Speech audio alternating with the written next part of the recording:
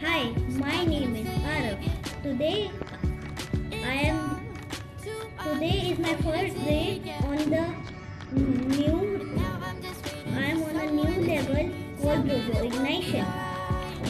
Today I have made a touch switch with my friend Nivedita.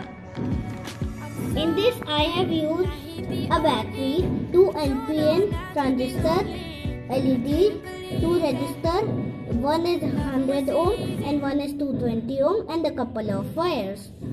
When I touch my hand to these hanging wires, the LED glows.